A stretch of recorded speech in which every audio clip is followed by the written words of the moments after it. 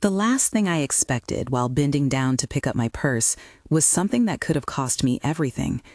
I was in the dim corner of the parking garage, the Lexus's bumper warm from the sun, my hand already halfway to the leather when my fingers brushed metal instead of fabric. I crouched, thinking I'd knocked a coin loose. What I found was small, flat, and clung to the underside of the car like a secret clinging to skin. I didn't call Emma. I didn't call David. I took that little black thing, and instead of confronting anyone, I put it in my jacket pocket and drove to the truck stop off I-5. I attached the device to a semi headed for Canada. Then I went home and tried to make myself a cup of tea like nothing had happened. I know how that sounds. I can hear some of you already. Why would you do that? That's dangerous. You're right. It was a risk. But let me be clear about two things. One, I was not trying to play hero. I was trying to buy time and information. Two, I did not tell anyone how.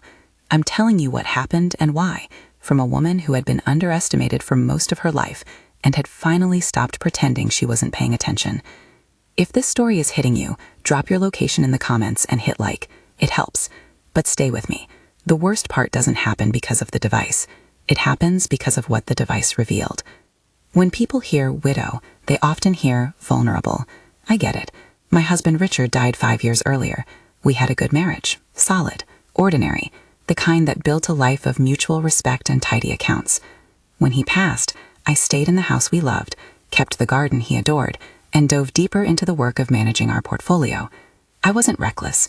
I was, if anything, painfully conservative. By the time I was 63, my net worth was something that made acquaintances raise their eyebrows. Roughly $8 million sitting in investments, trusts, and a few rental properties. I learned the markets, I read the filings, and I argued with brokers. Money, for me, was never about show. It was about stewardship. It was about not leaving Emma without choices. Emma, my daughter, has always been sharp in a different way. She has empathy, an eye for people, and a love for community theater that has filled our living room with odd props and better conversations. When David came into her life, I did what a mother does. I welcomed him, I made him coffee, I folded him into our holiday photos. He was polite, he was attentive, he knew how to laugh in the places you want someone to laugh. He also, I later learned, knew how to make a woman feel seen, and that's a dangerous skill in the hands of the wrong person. Small things started to happen, those little inconsistencies that you can excuse or explain away because you love someone. David would linger in my study and ask oddly specific questions about account statements. He would offer to help with paperwork and then make a show of rearranging files. He photographed things, receipts, appointment cards, a note I'd left for the gardener, little images stored away and then, occasionally, deleted. When Emma suggested moving back into my house for a few months after a breakup, David encouraged it, saying it would be easier for them to help me with day-to-day stuff. People in his life, as I would later learn, rarely saw a day-to-day situation without seeing an opportunity. I could have combed through those early red flags and convinced myself I was being paranoid. I could have told myself that a polite, helpful man couldn't possibly be someone you'd worry about. I didn't choose to ignore the signs. I chose to watch. On the day I found the tracker, I was supposed to fly out for a business meeting. I remember the ticket on the kitchen island and the feeling of having missed something. An email, a confirmation, the sense you get when a date on the calendar is closer than you thought. The garage was quiet. The Lexus hummed with residual heat. I bent for my purse. My fingers touched metal. It felt intrusive before I even saw it. If you've ever had something private violated, a letter opened, a diary read, a conversation overheard, you know the nausea. This was different. It was mechanical and intimate at once.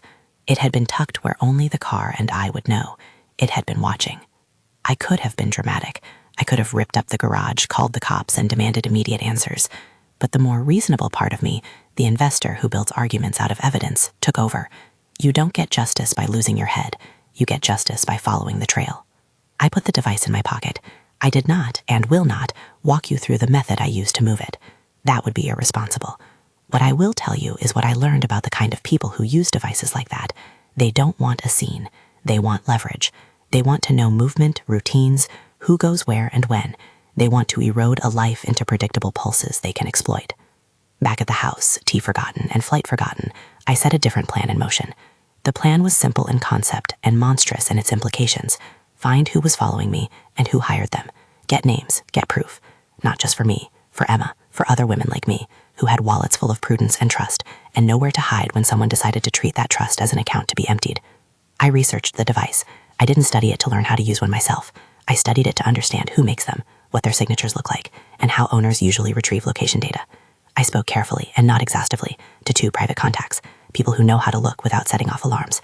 I did not, and I repeat, did not call Emma and say, "Honey, your fiancé is spying on me." That was a choice rooted in protecting her more than protecting David. If you call and accuse and they warn each other, the trail goes cold. If you act alone and recklessly, you can find yourself in danger without police backup. I tried, clumsily and soberly, to thread a needle. I drove to a well-traveled truck stop. I picked a vehicle that would cross a border. I attached the device to a rig that was headed north. I told myself I was buying time and seeking confirmation. If I was being followed, maybe I would see how the watcher tracked the device across a highway, across a border. Maybe it would answer the question of who the watcher reported to. I did not treat this as a safe experiment. I treated it as a sting, with no team and no guarantee. 2 nights later, my phone rang. The voice on the other end was low and measured, the exact opposite of the adrenaline swimming through my chest. "Mrs. Brennan?" a man asked. "This is Sergeant Mitchell Wright with the RCMP. Are you Clara Brennan?" I tasted iron. I kept my voice even and said yes. "I'm calling in reference to an arrest made yesterday in Alberta. A man named Vincent Torres was detained. He was found with surveillance notes and a photograph of a woman. We believe the photograph is of you." The room tilted. My tea went cold on the counter. For a beat, I couldn't name anything. My breath, the table edge, the spot of sunlight on the floor. Then practical things returned like a stubborn tide. Where was the truck? How soon had it crossed? Had I put anyone in danger? Sergeant Wright's voice was careful. There is a procedural softness that comes with police work. He asked me to describe the device. He asked me if I had any suspects. He asked with the sort of clinical gentleness that makes your skin skitter whether the photo of me looked like it was taken on purpose. I answered. I told him about finding the device and moving it. I did not tell him how I had moved it. I told him the name David Mitchell, the man Emma had introduced as her fiancé, and the person who handled a few maintenance tasks at the house. I told him about the little things that had shifted in the past months, how suddenly appointments went through David, how he would linger when the mail came. He heard me without promise. He said only this: "We arrested Torres in connection with surveillance and burglary tools. He had a photograph of you and notes indicating he was watching someone in Oregon. He has provided a name." The silence after that razor-sharp sentence felt like the pause after a gavel. If you had asked me then what I was prepared for, I would have said everything except a foreign man in Calgary with a file of my life laid out in his pocket. "He named DM," Sergeant Wright said. He pronounced the letters like a code. Those are the initials he gave. DM, David Mitchell. The initials landed in my lap like bricks. My chest tightened, not from fear of what DM had done, but from the way it reframed every tiny interaction I'd excused as charm or helpfulness. The RCMP's arrest details were the kind of thing you only see in paperwork in movies. A man detained at a motel, surveillance equipment, photographs, receipts for long-distance calls. Sergeant Wright explained there were documents, a sheet of notes, locations, times. He did not and could not promise outcomes. He said this plainly. We asked Torres who hired him. He said the initials DM. He said he'd been instructed specifically to monitor certain times and locations.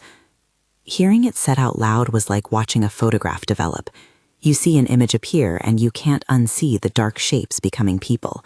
I thought of Emma's laugh in the kitchen, the way she trusted, the way she loved. For a second, the hum of the refrigerator was the loudest sound in the world. I pictured a man in a motel in Alberta with my face in his wallet. Sergeant Wright asked if I would be willing to speak with investigators and to share the device and any notes I had. He said the RCMP would coordinate with Portland PD and that an officer named Detective Sarah Chen might reach out to me soon. He explained, in broad strokes, that cross-border cases take time and that they were opening an investigation into the chain of command behind Torres' surveillance. I said yes. I said I would help. I said things I didn't feel. Composure, resolve, a calm I had learned to wear like a coat. I hung up and sat very still until the room stopped spinning. That night I told Emma, but not the whole story. I told her there might be an investigation and that we needed to be careful. She cried, then froze, then asked the one question that made me want to respond with a child's honesty. Was David involved? I could have answered in the bluntness of certainty. I did not. Not yet. Because there is a cruel difference between hearing that a man with maternal charm has been targeted and proving that the man you set a place for at Thanksgiving is the one who set the trap. We did the responsible things next, what the RCMP would expect and what my conscience demanded. I called Harold Finch, my accountant. Harold is a man who prefers numbers to drama. He answered with a clinical calm that studied me. I asked him to pull a narrow sweep of transactions for the last year and to flag anything that looked odd. Round dollar ATM withdrawals that didn't match my regular habits, transfers to unfamiliar names, unusual checks. I called Susan Martinez, my attorney, and told her the truth as far as I could. Susan's voice was a new kind of firmness, legal in tone but maternal in its way. She told me not to panic and to organize documents. Susan advised immediate but careful steps. Preserve all records, change passwords with the help of a trusted technology professional, and do not confront anyone suspected of wrongdoing without law enforcement present. We work with the police, she said. We don't take a crowbar to someone's door. I was grateful for her bluntness. It kept my fingers away from actions I might have taken out of anger. I also called Marcus Webb, a private investigator and former FBI agent I had met at a seminar on security. Marcus is sharper than he looks, calm, quiet, with a knack for noticing the things other people treat as background. He agreed to meet the following morning. I asked him to trace calls associated with the tracker's earliest pings and to quietly check for any past reports that might connect to a man named David Mitchell. I knew filing a formal complaint would be necessary. I also knew the instinct to move too fast can break an investigation. It wasn't until late, long after the kettle had gone cold twice, that a new voice entered the story. Detective Mitchell Wright had told me they had materials recovered from Torres, a photograph, handwriting, instructions. A man in Canada with a sheet of paper that contained my name and times my car would be somewhere. This was no longer the level of casual surveillance. This had been intentional, planned, and transactional. When I told Emma about the photo, she sank into the couch and put her face in her hands. How could he? She asked. The question was less about the violation and more about the betrayal. You can be robbed of money and still hold on to affection for a person who broke your trust, but you cannot be both loved by someone and used by them without the two facts tearing at each other like rips in fabric. That night, and in the nights that followed, I went over choices I had made. I tried to justify the truck stop plan as an investigator's move, a tactic to catch a predator in the act. I also admitted to myself that I had been buying time for a more thorough net. The tracker, if it pinged to a service or a phone number, might give names. If Torres had been operating on directions, a connection might surface. But there were no guarantees, only people who say things, records that might be forged, and motives that might be explained away. The phone call from Sergeant Wright created a new gravity in the house. It changed the way the mail looked on the mat. It turned the routine of taking the garbage out into something loaded with possibility. Every knock could be a delivery or an officer. Every stranger's gaze felt like a ledger being tallied. I started to assemble evidence, step by step, with that slow, stubborn thoroughness of someone who manages multi-million-dollar portfolios. Harold sent me electronic copies of flagged transactions, with notes on anything that bore the shape of irregularity. Marcus produced a preliminary report that suggested someone had been in our garage on multiple occasions, timing visits with care. Susan organized the documents into a folder labeled Do Not Duplicate and made a list of witnesses the police might want to talk to, including the guy at the repair shop who had been paid in cash for an oil change and the neighbor who kept odd hours and new vehicles. Through it all, I kept thinking about the man arrested in Alberta, Vincent Torres, sitting under a fluorescent light with my photograph in his pocket, and how a life that had once been private was now an evidence bag on a table in a police station halfway across the continent. It felt impossibly cinematic and painfully banal at once. Then came another call. This one was different. Sergeant Wright's voice carried a gravity that didn't try to soften the facts. Mrs. Brennan, Mr. Torres provided us with further information. He mentioned a planned operation that could be described as a virtual kidnapping, instructions to isolate and manipulate a family to extract money. We are following up. We will need you to come in and provide a formal statement and to surrender the device for analysis. My stomach dropped. Virtual kidnapping. The phrase is surgical in its cruelty. No rope, no bruises, just the illusion of control and the terror of a loved one's voice on the phone. It preys on the kind of fear that makes people move money without asking questions. It demands compliance through manufactured panic. The idea that someone might have been planning such a thing against me or my family felt like a hand closing around my throat. I asked the sergeant what they needed from me immediately. He asked for timelines, for lists of contacts, for any odd interactions. He told me not to alter my routine and to take precautions with accounts. He also asked me to refrain from confronting David or anyone else he suspected. Plainly, he cautioned that a confrontation might push evidence away or endanger people. If I had been tempted to act alone before, the RCMP call changed the calculus. Suddenly, a mailbox exchange or a planted tracker could have turned into a case of obstruction, or worse, put someone in harm's way. The sergeant's words were procedural but protective. Let us do the arrest work. Let us build the case. It was a relief and a terror at once. Relief because there were men and women with badges and procedures and international cooperation. Terror because the clock had started. An arrest in Alberta did not mean the rest of the puzzle would fall into place. Arrests are beginnings, not endings. That night, I drafted a statement. I wrote what I remembered in shorthand, then wrote it again until it came out in a sequence that made sense. The act of writing stabilized me. It also made the betrayal more real. When you write a timeline of surveillance, photographing documents, and suspicious bank activity, even if you can't yet see the money that has been taken, the pattern reads like a plan, and reading a plan is different from fearing one. Emma pressed her forehead to mine that night and said, quietly, "We'll get through this." She sounded like a hopeful person, and not like someone whose life had been cataloged and discounted. I wanted to believe her as much as she wanted me to. I wanted to hold on to that kind of faith in human decency. But faith is a fragile thing when someone you let in has become a ledger of losses.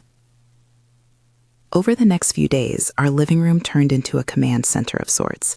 Harold worked through ledgers and flagged a handful of transactions that were, at best, suspicious. Marcus confirmed that the pattern of surveillance matched the kind of work usually done by people hired for pay. Susan outlined next steps and cautioned us not to talk about the case publicly. Sergeant Wright coordinated with Detective Sarah Chen in Portland and asked for patience. "I know that's a hard thing," he said over the phone, and I believed him. There were little victories. A piece of footage from a security camera at the hardware store that showed someone matching David's build and gait buying supplies. A receipt for a motel that had Torres's name and dates that aligned uncomfortably with times I found my garage open. But those are the kinds of things that only start a story. They don't end it. They simply make the case sticker. What I did not expect and was not prepared for was the moment when evidence took on a life of its own. I had thought information would lead me to a neat conclusion. Someone was watching. Someone answered to a name. We would take action. Instead, the evidence started to whisper things about a life I thought I knew. It suggested that David was not simply a helpful partner, but someone who had a history of moving through people's lives and leaving them with less. It suggested a pattern that an arrest in Canada had only begun to expose. I won't tell you how I felt when Marcus called me at 2 a.m. to say, "You need to sit down," because the way I felt isn't the point. The point is what came next. A folder of photos, a string of motel receipts, and an address in a neighboring state tied to a name that did not belong to the man who attended our holiday dinners. I held a single photograph Marcus had recovered, grainy, taken from a distance, of a woman at a cafe. On the back, someone had jotted a time. There were dates on everything. The pattern was not random. At 3 a.m., under the jaundiced kitchen light with a stack of paper that suddenly made me look less like a victim and more like a case study, I realized we had started something I could not path out of on my own. I had set a tiny device on a truck and watched as it unspooled a line into Canada, into an arrest, into questions I would have to answer in public and in court. The tracker had been a spark that uncovered more than I bargained for. There is a moral complexity to all of this. I had wanted answers without involving the people I loved. That desire was selfish and protective at once. I had acted because I feared being powerless, but power, I learned in those days, is not the same as control. Control is the illusion that led someone to put a device under my car. Power is what you wield with evidence, law, and the patience to wait for agencies that have reach beyond your neighborhood. When Sergeant Wright called again, the tone in his voice had changed from procedural to direct. "Mrs. Brennan, we need you to be ready to meet with our investigators. Mr. Torres gave us documents that include your name, times of surveillance, and, this is troubling, specific instructions to manipulate family members into providing funds. We're taking all of this very seriously." I thanked him. I swallowed. I closed the file drawer on the stack of evidence and slid the photograph of the cafe under a stack of bank statements. I went to bed and replayed the last few months in my head like a movie. Except this time the credits were still rolling and the characters kept surprising me. The nightmare, as it turned out, wasn't a single moment. It was a sequence. The device under the car, my choice to move it, the arrest in Alberta, the photograph in a motel room, a man with initials uttered into an officer's recorder, and a lawyer's advice to be careful. It was the slow realization that a life of careful accounting does not necessarily protect you from those who specialize in counting on loneliness and trust. And somewhere between a phone call from law enforcement and a coffee gone cold, I understood something else. This was no longer just about me. It was about all the women who had trusted smiles and polite help and found later that someone had been making calculations in the background. It was about how easy it is for someone who knows a little and wants a lot to make a career of taking advantage. We never thought of ourselves as naive. Not Emma, not me. We thought of ourselves as a sensible family who had taken in a good man. There is a sharper thing in the aftermath of betrayal, the memory of how you said yes. I would not recount every small misstep here. Some things are better learned in the privacy of a kitchen conversation with a lawyer. But I will say this. When your world is recalibrated by evidence, you begin to see the edges of people in ways you never wanted to. In the days after the RCMP call, calls and emails arrived in a cascade.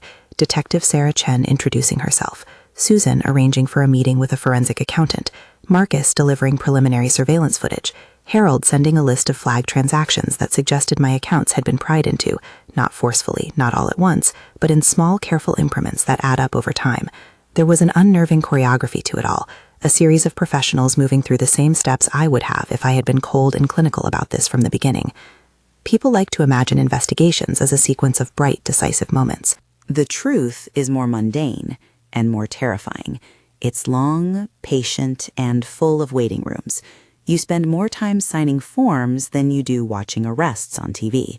You spend more time listening to procedural edits than to dramatic revelations. The scene is quieter than a movie, but more relentless. One evening, Marcus dropped by with a thin envelope.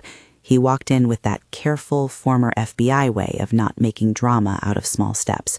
He placed the envelope on the table and said simply, "You should see this."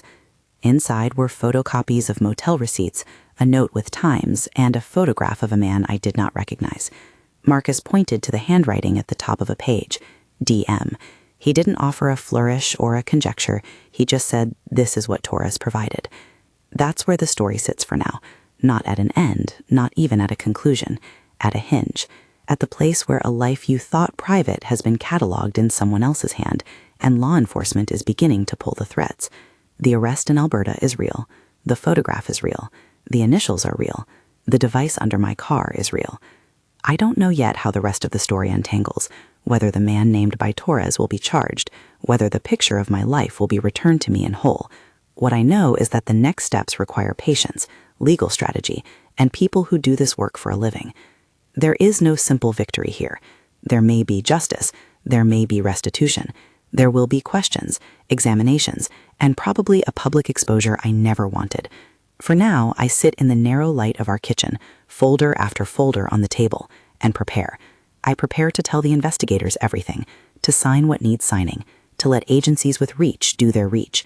And I prepare privately for the moment when I will have to look at the person who has been present in our family photographs for years and decide whether to call him by the name he gave us or by the initials a man in a motel gave to the RCMP. The hinge I'd left the drawer open on swung wide faster than I expected. Once the RCMP had Torres in custody and had given us a name, the rest moved like a machine that feeds on small details. Receipts, timestamps, phone records, motel registries, and the sort of human slips that happen when you assume nobody will look closely. Marcus, quiet and careful as ever, became the engine of that close looking. Over the next week, he kept bringing me things that felt half mundane and half incendiary. A motel receipt that matched a day I'd been to a dentist appointment, a photo of a man at a hardware store buying bolts and magnets, a cash payment recorded at a local garage that didn't belong to any of our regular vendors. "These aren't dramatic," he'd say, setting them down, "but they point." His reports were annotated in a shorthand that might my skin prickle. Times, license plate fragments, a notation, suspected alias. Harold's work turned the feelings into figures. He sent spreadsheets with columns turned red. Small withdrawals, round numbers, ATM cash, totaling roughly $37,000 across a year. The pattern was the worst kind of arithmetic. Little numbers added patiently until they meant something heavy. Some were checks cashed. Some were transfers to names that Harold flagged as indefinito because the beneficiary records were thin or routed through intermediaries. There was a transfer attempted to a trust account that, thank God, hit security flags and was stopped. That was Susan's intervention, a late-night email to the bank with a legal hold request. None of this was cinematic. None of it was sudden. It was the slow chemistry of depletion. Marcus and Jennifer Walsh, the forensic specialists Susan arranged for, became a pair I would come to rely on for the bluntness I needed. Jennifer could look at a bank export and make it tell a story. There were patterns in time-of-day withdrawals that matched times Torres noted in his handwriting, payment dates that lined up with motel stays, emails from an account registered under an alias that pinged from locations Torres had been. In her report, she circled the amounts in red and wrote plainly, consistent with staged incremental theft. She also marked something else, a deposit into an account in a third state that later funneled funds toward an online gambling site. The gambling ledger, $300,000 in losses, according to a subpoena we later secured, was a thread that connected fingerprints of motive to the name Derek Morrison. A debt, an addiction, a path of need that other people's assets could fill. I learned that you can glance at a number and not feel it, and then read it on paper and feel the hollow open in your chest.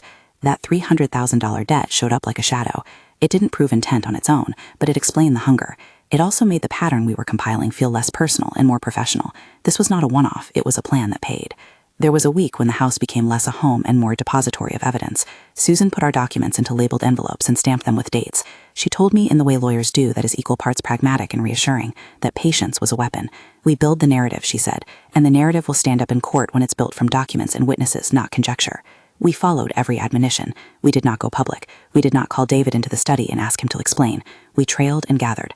Marcus installed very basic, non-invasive measures, nothing that could be construed as evidence tampering, just a few camera angles with a sign per Susan's suggestion, and some logs of comings and goings. He interviewed the repairman who'd done what he said was an oil change and confirmed he had been paid in cash and that the license plate given was wrong. He knocked on a neighbor's door and found a man who remembered a late-night truck idling that matched Torres's motel dates.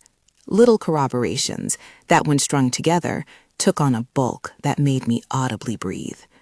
The RCMP kept us updated in the way cross-border investigations do, Stevens and delays and sudden bursts of information. Sergeant Mitchell Wright called with notes from Torres's interview. Torres, they said, had cooperated more than we had any right to expect. He had produced a packet, motel receipts, photographs, a script of what to say to family members to initiate a virtual kidnapping, his fees, and notes instructing surveillance times. Torres's handwriting included the initials DM near several pages of instructions. We had the packet's copy sent to Susan and Marcus. I remember the sound of paper sliding across the table like a verdict that hadn't been pronounced. There was a detail in the packet that turned my stomach colder than the photograph, a draft of a call script, the kind of thing you only see when you want to understand how a human being's panic could be manufactured. It was crude and efficient. Names, relationships, suggested threats. It instructed surveillance and then the next step, the call. The assertion that a loved one had been harmed, rapid demands for money. Virtual kidnapping no longer felt like a phrase. It felt like an operating manual. The language did not need embellishment to terrify. It was already engineered for compliance. When Detective Sarah Chen from Portland PD called to coordinate interviews, her voice was steady. She told me their role would be to collect statements and, eventually, to work with the district attorney assigned to pursue charges in our jurisdiction, if the evidence supported it. "We're assembling a multi-jurisdictional file," she said. "This looks like more than a local crime." She was methodical about what she needed. She asked about every ATM withdrawal, about every person who'd had keys to the house, about the chains of custody for documents.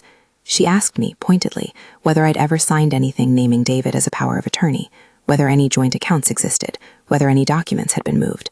I answered what I knew and deferred the rest to Harold or Susan, who could speak in terms that carried weight. After a few days of this slow momentum, I received a call from a number I recognized as Marcus's. He said only 4 words. "We found a storage unit." The sentence landed like someone opening a locked chest. Marcus and Detective Chen coordinated to obtain a warrant.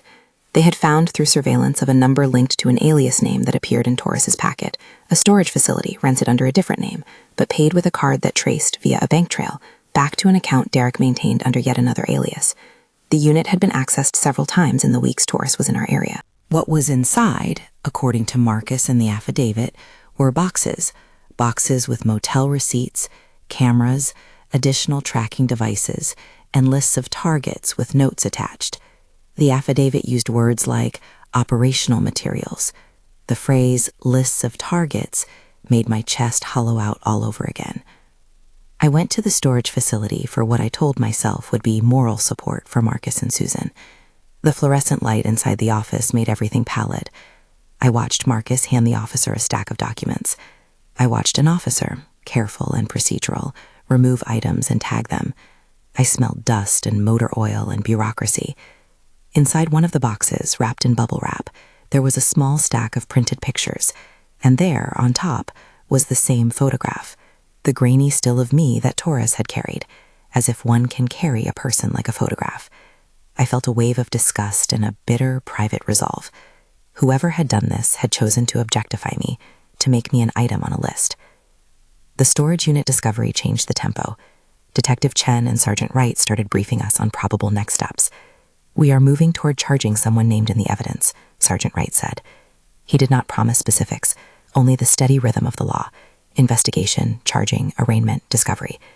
Then he said something I remember more for how it landed than for its content. "If the person named is in town, we'll seek an arrest early in the morning. If they're out of state, we will coordinate." He warned about premature revelations and urged discretion. We continued to add to our folder. Jennifer ran analyses on the device I'd handed over, printing reports that showed pings aligning with Torres's known locations, and crucially, pings that matched other addresses where Derek had been sighted on camera. One line in her report connected a device ID to an IP address that, when traced, led to an email registered under Derek's alias. It's a small, brittle chain: device ID to IP to email to alias to person. But in evidence, brittle things can become binding if you have the right sequence. Alongside the technical, the human side tightened. Emma moved out for a short time after we decided we needed to create some distance so investigators could work without her presence being another complicating variable. She stayed with a friend and came back now and then for brief, cautious dinners. There were nights she would sit across from me and fold laundry in silence, and in those silences we both heard the same thing. The life we thought secure had been cataloged and then sold piece by piece. It is odd to grieve a life that is also evidence. Then came the knock. It was early, not the soft kind that asks permission, but the official kind that announces itself with boots and protocol. Detective Chen and an officer from the district attorney's office were at the door with papers.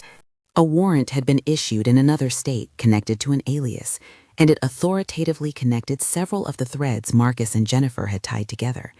They were there to tell me the investigators' next move, make an in-person statement, be prepared to testify if needed, and this was personal and procedural: prepare for the arraignment.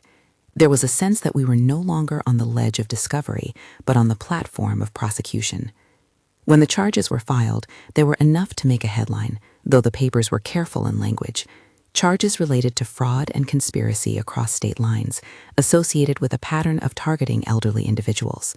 The name they announced in the charging documents was Derek Morrison, an alias given at arraignment as his legal name for the purposes of the filing, though the complaint listed multiple aliases, including David Mitchell.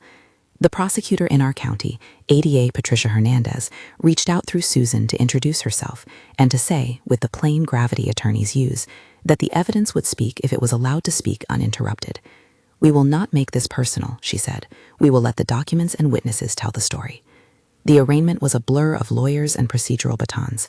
Bradley Fitzgerald, the defense attorney, was exactly what you expect from that type of counsel: practiced, polished, and theatrical in small doses. He waved the usual gestures: lack of prior record where applicable, presumption of innocence, and the right to bail. The judge's gavel sounded with a kind of neutrality that felt like a promise. Derek in a suit that seemed to buckle in odd places, trying on the expression of someone who'd been pulled from a life of convenient anonymity, was cuffed and released on certain conditions pending trial. It felt like a pause, more like an overture. That pause, however, was a dangerous field. The defense's first strategy unfolded predictably: try to muddy the water. Bradley began seeding a narrative that would take a familiar pattern in these cases, suggest the victim had conflicting motives, that perhaps the accused had not acted alone, that Clara Brennan, me, might have been complicit in ways to be proven. He didn't say those words outright in court. That would be improper. He planted them in cross-examinations and in pretrial motions. He asked for discovery on my communications, my bank history, my past legal arrangements. He tried to make the question of motive into a two-way mirror. That was the moment I saw the other side of the law, the part that can turn accusation into accusation in return. It is a dangerous, hollow tactic to insinuate a victim's complicity to distract from the defendant's responsibility. Susan and ADA Hernandez anticipated it. We prepared depositions and made sure every document had an explanation, every transfer a context. We anticipated Claudia's questions. "No, my name is Clara. Someone had written that in a deposition once, and I still laugh at the bureaucratic errors people make in the tiny horrors of process. And we answered them. We recorded statements and made sure Marcus's notes were clean and dated.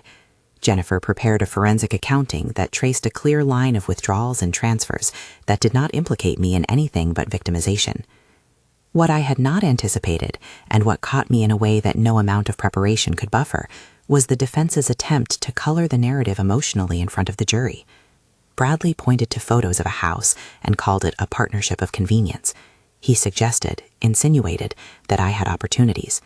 He asked questions that sounded almost tender, as if they would win sympathy for his client. It felt like watching someone try to rewrite the past with a deft pen. The defense's strategy, to try to make the jury doubt motive and paint the victim as either complicit or careless, is a tired playbook, but it works sometimes because jurors are human, and humans like tidy explanations. The prosecution's work, led by ADA Patricia Hernandez, was the counterweight. She focused on documents and testimony. She called Marcus to detail the surveillance logs. She called Jennifer to walk the jury through the forensic accounting and to show in a way that made financial abuse visceral how small incremental withdrawals add up to theft. She called Harold to explain the intended safeguards on accounts and how withdrawals had bypassed them. She called Sergeant Wright and Detective Chen to explain Torres's interview and how his evidence connected to the storage unit and the device pings. The most searing moment of the trial, however, came when Torres took the stand. It was a disquieting scene. A man who had been arrested in Alberta, who had traveled for custody issues, who sat under a courthouse light and told the story of how he'd been paid and hired. He described simply the packets of documents he had been given, the initials he'd been told, and the person, he said, who coordinated the operations to those initials. He described the pictures he'd taken and the motel receipts, and his voice was flat, as if he had practiced the telling in a motel hallway. He named the initials DM when asked who had hired him. He did not, according to his testimony, give a full name beyond initials. What was devastating and crucial was the way Derek, on the stand in his own defense, did more harm than any prosecutor could have engineered. When Bradley put Derek on to craft a different version of events, questions designed to make him sound like a mere participant in a larger unnamed conspiracy, Derek's answers veer in an unexpected direction. In his attempt to deflect, he began to tell stories that made his role larger, more instrumental. In less than a week of testimony, he contradicted prior accounts, and worse for him, implicated patterns that matched Torres's account. He called him by the nickname given in the motel notes, and to the jury, appeared to be the mastermind. It is a strange thing to watch a person attempt to salvage dignity and instead reveal culpability. Bradley tried to salvage the defense by painting the whole thing as misunderstanding. ADA Hernandez used Derek's testimony against him. She cross-referenced his words with records, with receipts, with the storage unit inventory, and with the device logs.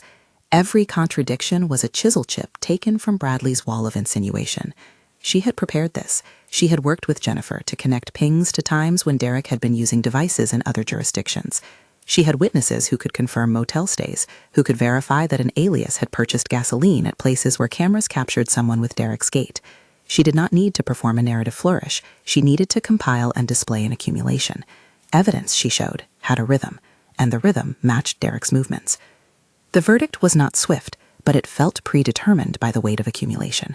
When the jury returned, the foreperson's voice felt like a physical thing. Guilty on all counts. There isn't a sound quite like the relief and the rupture that decision brings. Relief that justice, measured and slow, had come through. Rupture because a life that had once been trusted was now unmistakably criminal. Derek was found guilty. The judge, in sentencing, gave him decades. I cannot give you a page of his sentencing transcript here. I can only say what was decided.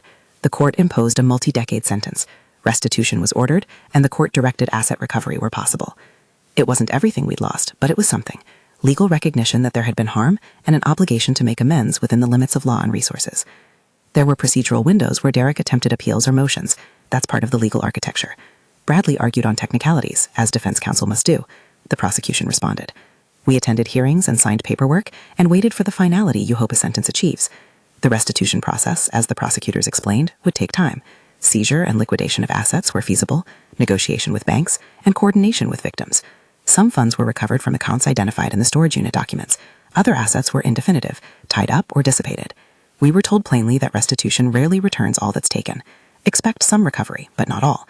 That was an ugly but honest accounting, and one I had to accept. What did we do with what we recovered?